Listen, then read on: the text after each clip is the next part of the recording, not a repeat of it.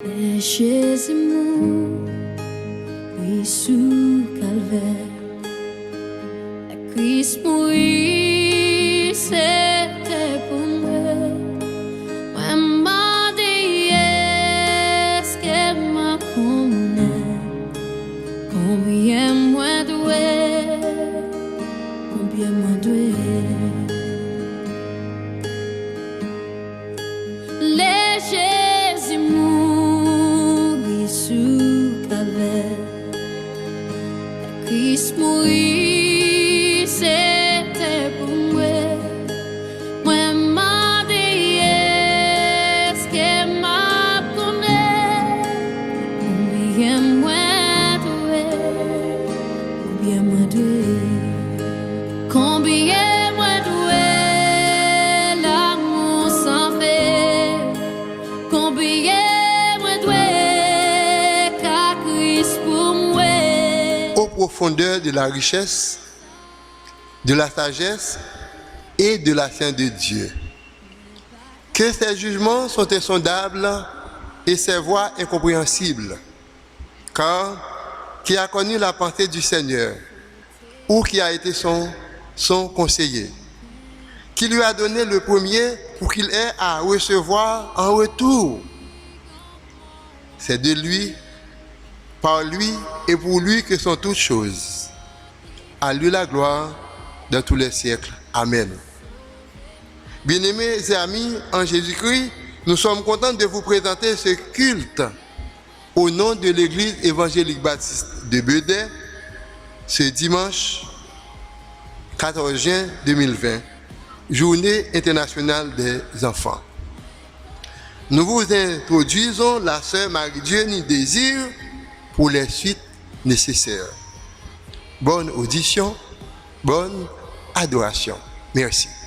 Chers frères et sœurs, amis dans le Seigneur, que la grâce et la paix de Dieu soient avec vous tous. Pour commencer le culte de ce matin, je vous invite à chanter avec moi les mots du cantique « Vers toi monte notre hommage, Fils de Dieu, puissant Sauveur », correspondant au numéro 25, section française, Chant d'espérance.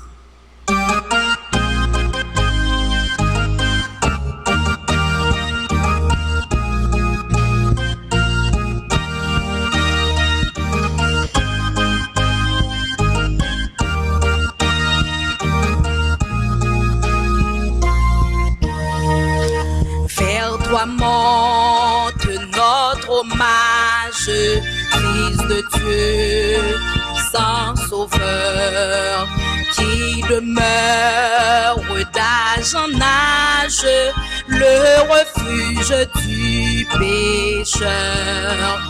Loué soit ton amour, loué soit à jamais, ton nom Jésus, ta gloire et tes bienfaits. Loué soit ton amour, loué soit à jamais, ton nom, ta gloire et tes bienfaits. De toi vient la délivrance, tu payas notre rançon. C'est en toi qu'est l'espérance, la paix et la guérison. Loué soit ton amour, loué soit à jamais, ton nom Jésus, ta gloire et tes bienfaits. Loué soit ton amour, loué soit à jamais, ton nom, ta gloire et tes bienfaits. Oh, que heureux sous ta bannière est le peuple racheté, qui marche dans ta lumière vers la céleste cité. Loué soit ton amour, loué soit à jamais, ton nom Jésus, ta gloire et tes bienfaits. Loué soit ton amour, loué soit à jamais, ton nom, ta gloire et tes bienfaits. Par ta divine parole, tu l'enseignes, tu l'instruis, au sol, sûrement tu le conduis. Loué soit ton amour, loué soit à jamais. Ton nom Jésus, ta gloire et tes bienfaits. Loué soit ton amour, loué soit à jamais. Ton nom, ta gloire et tes bienfaits. Loué soit ton amour, loué soit à jamais. Ton nom Jésus, ta gloire et tes bienfaits. Loué soit ton amour, loué soit à jamais. Ton nom, ta gloire et tes bienfaits.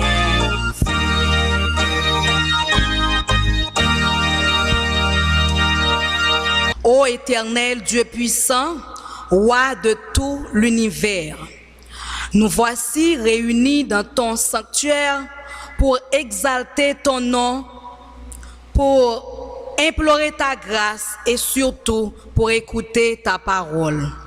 Nous te prions, ô Père, de nous purifier de tout péché, afin que, ô Dieu, nos voix puissent monter vers toi. Seigneur, toi qui es grand et redoutable, nous te louons pour ce que tu es, pour ce que tu fais, et notamment parce que tu nous as donné ton Fils Jésus-Christ à la croix.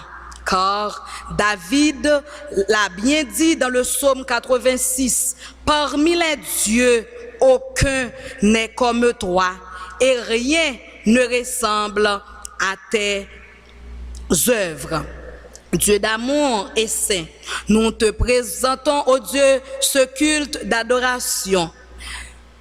Moi, ô Dieu, ta servante, qui assure, ô Dieu, et ce programme, moi, demande au nom de Jésus, pour capable mettre cet esprit dans la vie, moi, afin que, Seigneur, nous capable bien mener peuple à l'adoration. Seigneur Dieu puissant, moi m'a présenté devant messager pour aujourd'hui. Moi demande que cet esprit est capable avec lui. Et différents musiciens nous Seigneur qui a accompagné nous Seigneur pour bailler ampleur avec culte ça. Moi demande pour capable avec vous Seigneur. Moi présenter au Dieu Église évangélique baptiste de Bedé. Congrégation ça Seigneur, m'a demandé que grâce ou capable avec chaque monde qui fait partie de lui-même, nous présenter au Seigneur nos deux pasteurs. On demande que Saint-Esprit ou capable ensemble avec vous, pasteur Apollos Désir, pasteur Jean-Claude Félix. On demande au Seigneur que cet esprit ou capable animer vous afin que le travail que vous avez fait au niveau de l'église évangélique baptiste de Bedé capable au Dieu faire au plaisir. Vous avez un comité qui a encadré au Seigneur, moi avec au Seigneur afin que le travail ça capable efficace. Seigneur, moi présenter au Dieu et les différents départements de cette assemblée.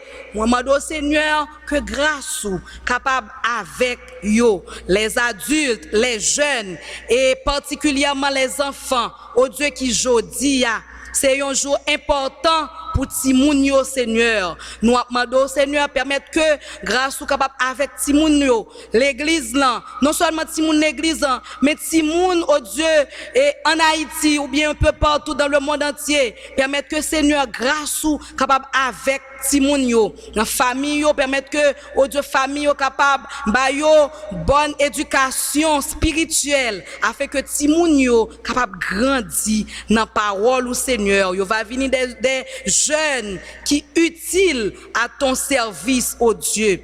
Moi prie au Seigneur pour pays nous, pays d'Haïti. Nous demandons autant prix Seigneur pour avec pays, avec chaque dirigeant Seigneur qui dans le pays ça qui a dirigé. Nous demandons Seigneur pour aider nous dans le monde entier qui a connaît une grande difficulté avec problème, maladie. Ça Seigneur, pandémie ça qui baille un pile problème, qui mettait deuil au Dieu dans cœur beaucoup de familles du monde Seigneur. Moi demandons pour capable, oh Dieu, consoler cœur chaque monde qui perdu, yon être humain, un être qui cher à eux-mêmes, Seigneur. Moi, demande, bon Dieu, pour capable consoler cœur yo. Et nous-mêmes, oh Dieu, qui a vive, fortifier nous, Seigneur, afin que, Seigneur, nous capables de subsister avec problème coronavirus ça. Seigneur, enfin, nous présenter devant, au Dieu serviteur qui vient pour porter message, parole.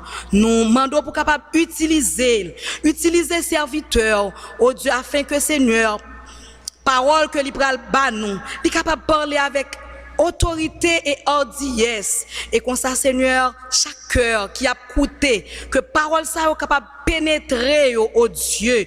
Et comme ça, Seigneur, il va utile pour la vie, nous. Nous te prions ainsi, au nom et par les mérites de ton Fils Jésus-Christ, à qui soit la gloire, la puissance, l'honneur, au siècle des siècles. Amen. Allons lire la parole de Dieu que nous trouvons dans le psaume 90. Psaume 90. Ce passage biblique fera l'objet d'ossature à notre prédication. Seigneur, tu as été pour nous un refuge, de génération en génération, avant que les montagnes fussent nées et que tu eusses créé la terre et le monde. D'éternité en éternité, tu es Dieu. Tu fais rentrer les hommes dans la poussière et tu dis, Fils de l'homme, retournez, car 1000 ans sont à tes yeux, comme le jour d'hier quand il n'est plus, et comme une veille de la nuit, tu les emportes semblables à un songe, qui, le matin, passe comme l'herbe. Elle fleurit le matin et elle passe. On la coupe le soir et elle sèche. Nous sommes consumés par ta colère et ta fureur nous épouvante. Tu mets devant toi nos iniquités et à la lumière de ta face nos fautes cachées. Tous nos jours disparaissent par ton courroux. Nous voyons nos années s'évanouir comme un son. Les jours de nos années s'élèvent à 90 ans, et pour les plus robustes, à 80 ans. Et l'orgueil qu'ils en tirent n'est que peine et misère. Car ils passent vite et nous en volons. Qui prend garde à la force de ta colère et à ton courroux selon la crainte qui t'est due? Enseigne-nous à bien compter nos jours, afin que nous appliquions notre cœur à la sagesse. Reviens, Éternel, jusque à quand? Aie pitié de tes serviteurs. Rassasie-nous chaque matin de ta bonté, et nous serons toute notre vie dans la joie et l'allégresse. Réjouis-nous autant de jours que tu nous as humiliés, autant d'années que nous avons vu le malheur. Que ton œuvre se manifeste à tes serviteurs et ta gloire sur leurs enfants. Que la grâce de l'Éternel, notre Dieu, soit sur nous. Affermis l'ouvrage de nos mains. Oui, affermis l'ouvrage de nos mains. À présent, je vous invite à faire silence autour de vous pour écouter la voix de Dieu par le biais de son serviteur, pasteur Jean-Apollos Désir. Frère avec Samuel, amis nous, que la grâce et la paix de Dieu soit avec vous tous. Thème, message nous c'est la condition humaine et la bonté de Dieu. La condition humaine et la bonté de Dieu. Frères et sœurs, d'une part, imaginons le cas d'une personne victime d'un accident de la circulation et que ce personnage soit grièvement blessé. Grâce au secours de ses prochains, on le transporte à l'hôpital. Qu'est-ce qui arrivera? Les agents médicaux, notamment les médecins, vont intervenir et lui donner les soins appropriés. D'autre part, considérons la chute d'Adam comme un accident. Cette faillite n'a pas eu seulement des impacts immédiats, mais encore des conséquences raciales, la corruption, la culpabilité, la peine. Cette situation sous-entend que depuis désobéissance, l'homme dans le jardin Éden, en passant par Moïse et aujourd'hui encore, l'homme en général fait face à l'échec, la souffrance, le malheur, le deuil, la mort, etc. C'est de la colère de Dieu contre le péché que le psalmiste Moïse est en train de parler dans son poème, le psaume 90. Ainsi, comme cette victime qu'on a amenée au centre hospitalier, l'homme par nature a besoin des soins liés à ses blessures spirituelles. Cela prouve que la condition humaine nécessite la bonté de Dieu. La condition humaine nécessite la bonté de Dieu. Pourquoi la condition humaine nécessite-t-elle la bonté de Dieu? Comment l'homme peut-il expérimenter la bonté de Dieu? Sous l'appui du Saint-Esprit, les Écritures saintes nous permettront d'apporter des éléments de réponse à ces deux questions pour notre commune édification. Pourquoi la condition humaine nécessite-t-elle la bonté de Dieu? L'un des motifs, c'est parce que la vie de l'homme est fragile. Versets 1er à 12. Avant d'aborder l'essence de la question, l'auteur touche l'éternité de Dieu. Dans verset 1er et verset 2, Moïse adressait des propos de louange au Dieu éternel. Au verset 1er, il dit, Seigneur, tu as été pour nous un refuge de génération en génération. En effet, depuis l'époque d'Abraham, le peuple de Dieu n'a jamais eu de lieu d'habitation. Mais l'Éternel s'est toujours montré comme son lieu permanent de repos. Au verset 2, l'auteur dit, « Avant que les montagnes fussent nées et que tu eusses créé la terre et le monde, d'éternité en éternité, tu es Dieu. » La Bible, en Genèse 1er, verset 1er, rapporte que Dieu est le créateur des cieux et de la terre. Et le législateur précise qu'avant la création, Dieu existe. Le concept d'éternité en éternité signifie Dieu par nature n'a ni commencement ni fin, car il est au-dessus du déroulement du temps et il contient en lui la raison même de l'existence du temps.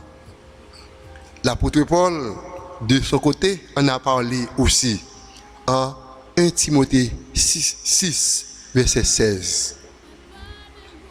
Après avoir souligné que l'Éternel avait été un refuge pour son peuple d'âge en âge, le psalmiste établit un contraste entre l'homme mortel et le Dieu éternel. Les versets 3 à 12 du poème considèrent la brièveté pitoyable de la vie humaine et la réalité de la colère de Dieu. D'abord, verset 3 avec verset 4 là, soulignait la fragilité humaine. Ils mettent en contraste les manières dont l'homme et Dieu perçoivent le temps. 1000 ans représentent pour l'homme une durée inaccessible, bien au-delà de la longévité possible. Mais pour le Dieu éternel, ils ne sont pas grandes choses. Cela pousse L'apôtre Pierre a écrit au 1er siècle. Devant le Seigneur, un jour est comme 1000 ans, et 1000 ans sont comme un jour. 2 Pierre 3, verset 8. Le temps est senti par l'homme comme une limite, mais Dieu est le Seigneur du temps qu'il a lui-même créé. L'homme est tellement fragile qu'il ne peut opposer aucune résistance au flot qui l'emporte. Par exemple, il y a des dégâts Covid-19 a fait. Alors que l'homme est aussi inconsistant que songe et que malgré tout ce qu'il représente de beau, en dépit de ses réalisations, bien qu'il soit créé à l'image de Dieu, il périt aussi rapidement que l'herbe. C'est ce que le prophète Ésaïe a dit des centaines d'années avant nous. Toute chair est comme l'herbe, et tout son éclat comme la fleur des champs. L'herbe sèche, la fleur tombe, quand le vent de l'Éternel souffle dessus. Certainement le peuple est comme l'herbe. Ésaïe 40, versets 6 et 7. Versets 7 à 11, là, qui constitue le cœur de ce psaume, semble se rattacher à la 38e année de la vie errante des Israélites dans le désert, lorsque la génération qui avait quitté l'Égypte à l'âge adulte était en train de mourir rapidement. Nombre 14, verset 21 à 23. La sécurité, verset 1er, en rapport avec le péché et la chute, verset 3, vient de s'opposer au fait terrifiant de la colère divine. C'est cette colère qui engendre la mort. Ce n'est pas seulement un fait physique, mais un jugement sur l'état spirituel.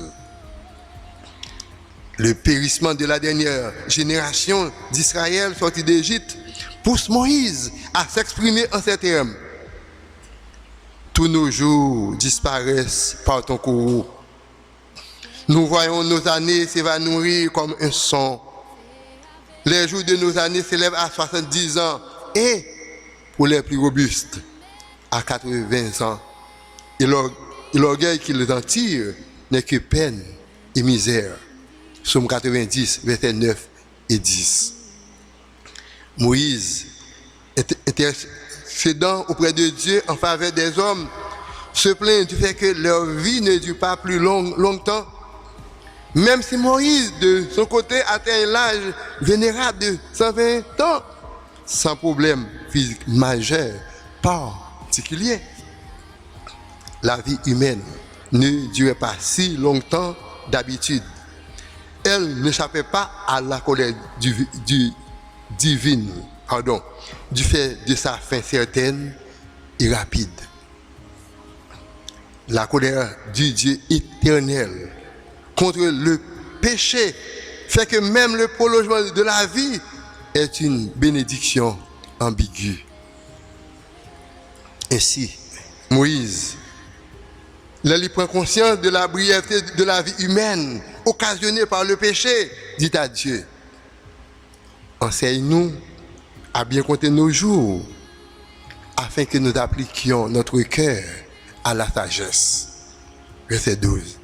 Cela signifie la condition tragique de l'homme, notamment la brièveté de sa vie, devrait l'inciter à faire preuve de sagesse durant sa vie, ce qui implique avant tout le respect du Créateur, la crainte pour Dieu.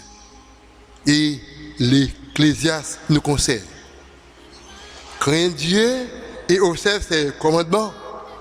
C'est là ce qu'il doit faire tout homme. Verset Ecclésiaste 12, verset 15. Frère avec Semio, voulez-vous vivre dans la sagesse tout en vous rappelant de la fragilité humaine?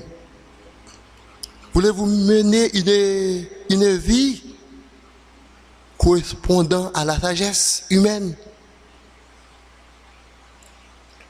Vive comme si ces derniers jours où tu vives. Thomas Kempis écrit, il est vain de chercher les richesses qui périssent et de mettre sa confiance en elles. Il est aussi vain d'aspirer aux honneurs et de vouloir grimper jusqu'au sommet.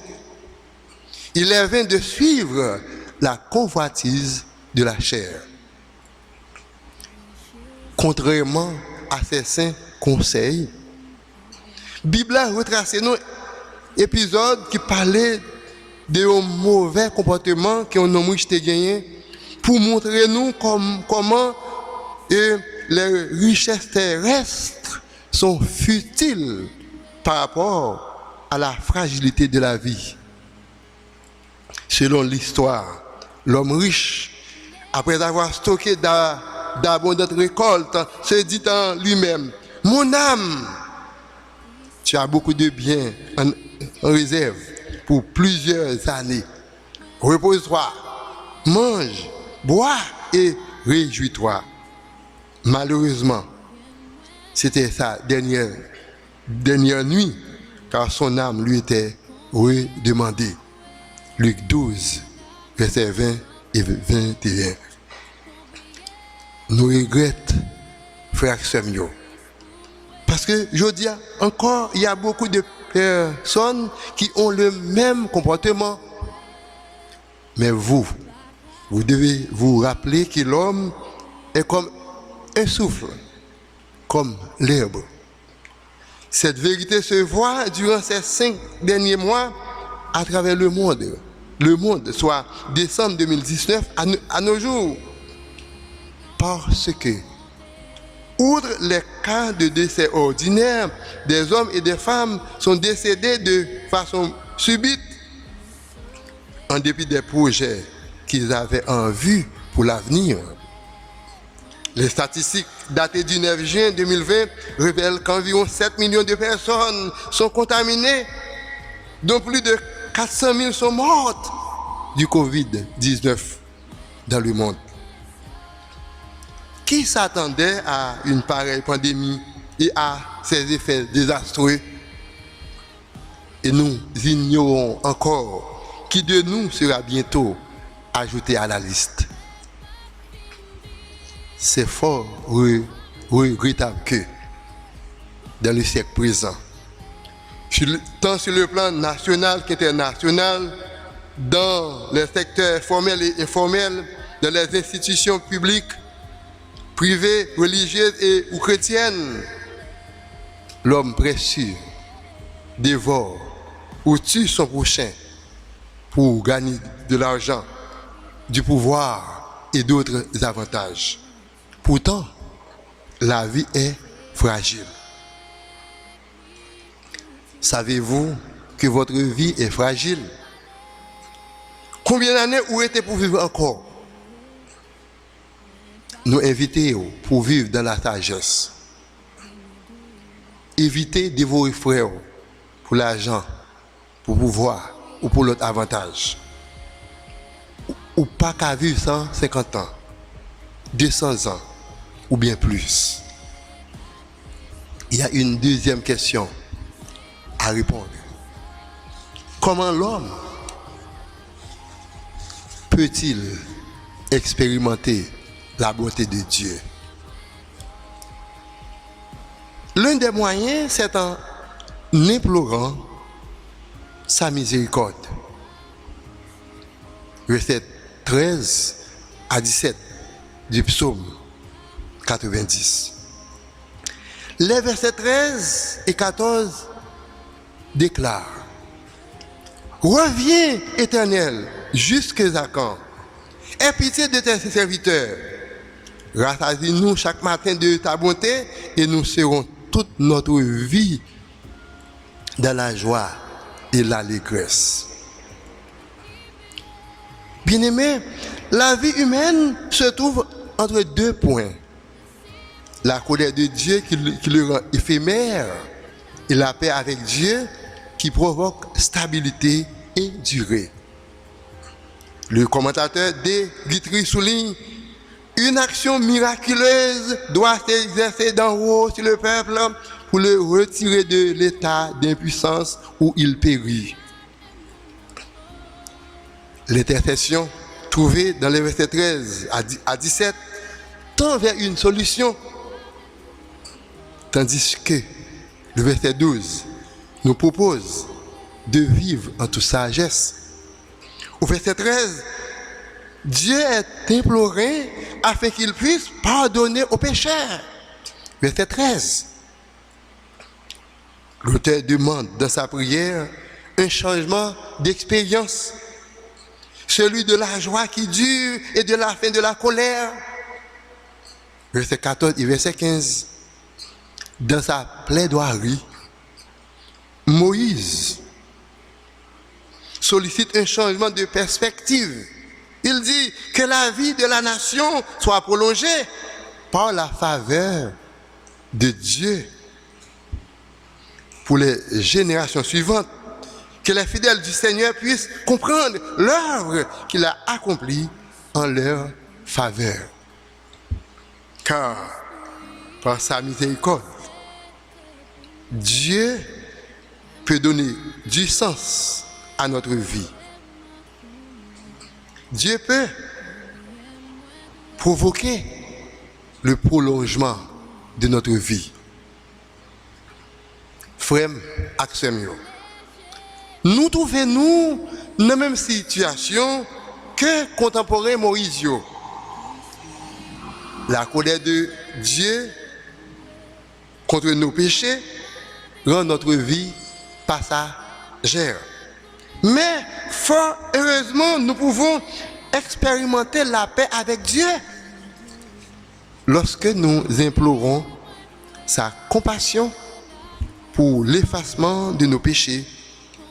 Comme le psalmiste, dans nos prières, nous pouvons solliciter de Dieu la joie en lieu et place de sa colère. En bénéficiant de la miséricorde de Dieu, en bénéficiant de sa grâce, notre vie peut prolonger. Toutefois, on nous songeait que la joie qui dure se trouve en Jésus-Christ. On nous songeait également l'eau de vie que Jésus offrait à la femme samaritaine lorsqu'il lui dit: celui qui boira de l'eau que je lui donnerai n'aura jamais soif. Et l'eau que je lui donnerai deviendra en lui une source d'eau qui jaillira jusque dans la vie éternelle. Jean 4, verset 14.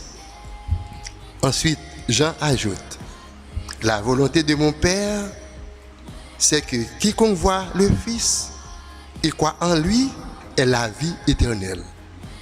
Et je le ressusciterai au dernier jour. Jean 6, verset 40. C'est un moment crucial pour nous aujourd'hui de nous tourner vers Dieu afin d'expérimenter une nouvelle vie en Christ pour pouvoir vivre éternellement.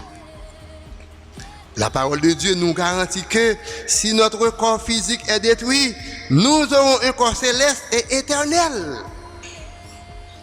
À ce propos, notre frère Paul dit: si cette tente où nous habitons sur la terre est détruite, nous avons dans le ciel un édifice qui est l'ouvrage de Dieu, une demeure éternelle qui n'a pas été faite de main d'homme.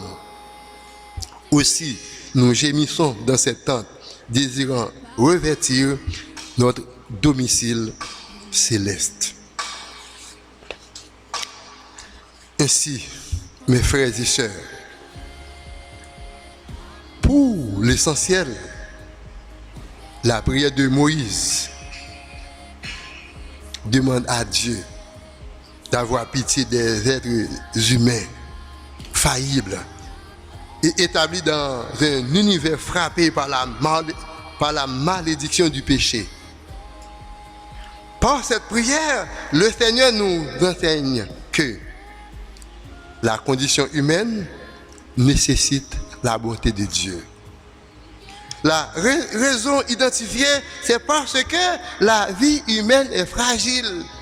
Le moyen pour que Dieu puisse nous faire jouir de sa grâce, c'est en plaidant pour sa miséricorde envers nous et en lui demandant de répandre sa bonté sur nous. Je vous rappelle l'importance de vivre sagement, en prenant soin de faire de bons choix qui fait bon Dieu plaisir. Car notre vie est si courte et si fragile qu'il serait insensé de la gaspiller en attirant sur nous la colère de Dieu. Fort heureusement, en dépit de la fragilité de la vie humaine, le Dieu éternel peut donner une valeur éternelle à notre vie. Car il n'a pas épargné son propre Fils. Il l'a donné à la croix du calvaire. Effectivement, Christ a pris notre fragilité humaine et nous a enrichis spirituellement. L'apôtre Paul a su bien dire, notre Seigneur Jésus-Christ s'est fait pauvre pour vous, de riche qu'il était, afin que par sa pauvreté vous fussiez enrichis. 2 Corinthiens 8, verset 9. Ainsi, bientôt, Dieu essuiera toute larme de nos yeux, et la mort ne sera plus, et il n'y aura plus ni deuil, ni cri, ni douleur, car les premières choses ont disparu. Apocalypse 21, verset 4. Je vous assure, bien-aimés, malgré la brièveté de la vie de l'homme, en reconnaissant vos péchés et en donnant à Jésus votre cœur, vous pourrez expérimenter l'éternité bienheureuse en la présence du Seigneur. Qu'il en soit ainsi pour vous. Amen. Parole bon Dieu, montrez-nous matin à travers message li, étant que l'homme nous faillible, mais bon Dieu capable de restaurer nous à l'aide de son Fils Jésus-Christ. On nous chantait tel que je suis, sans rien à moi. Cantique ça, nous avons joint dans le numéro 295 français, Chant d'espérance.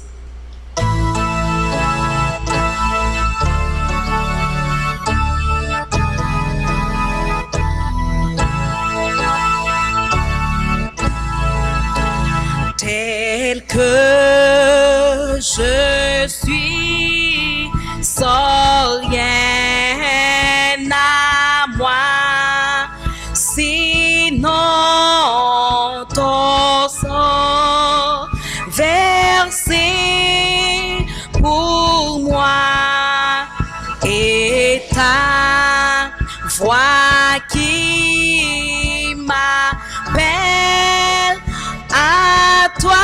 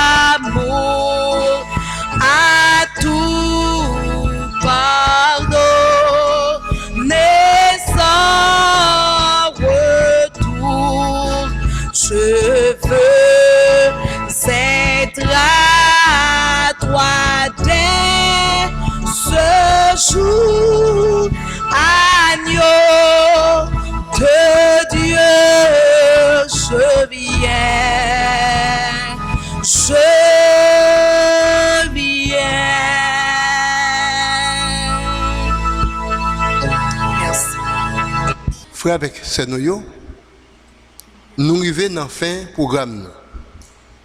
Nous disons bon Dieu merci en pile. Nous disons merci tout parce que vous avez suivi le programme. Je dis à ces fêtes, tout le monde dans nos comités de l'église là, nous disons bonne fête à tous les enfants. Que bon Dieu bénisse nous. En nous couper fort nous pour la prière. Prions le Seigneur. Nous bénissons ton Saint-Nom au Père pour ce moment béni que nous venons de passer ensemble dans l'adoration et dans l'écoute de ta parole. Nous profitons de te remercier aussi pour la parole que tu nous as donnée et qui nous enseigne que la condition humaine nécessite la bonté de Dieu.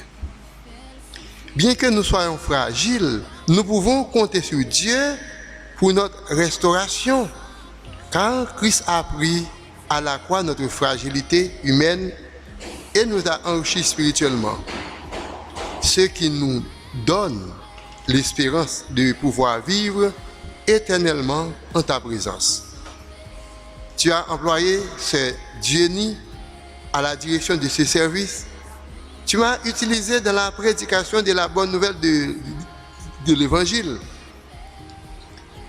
Tu as permis que ton peuple ait été à l'écoute de ton message.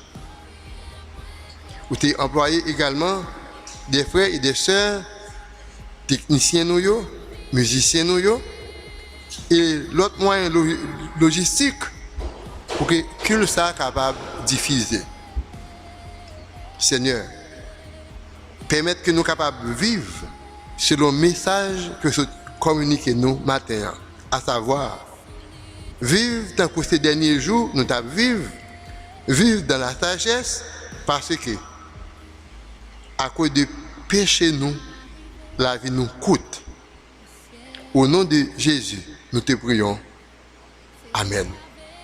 En nous recevoir les mots de bénédiction. Enseigne-nous à bien compter nos jours, afin que nous appliquions notre cœur à la sagesse. Sur ces paroles, que la grâce et la paix de Dieu, qui surpasse toute intelligence, reste et demeure dans nos cœurs, dès à présent et à jamais. Amen.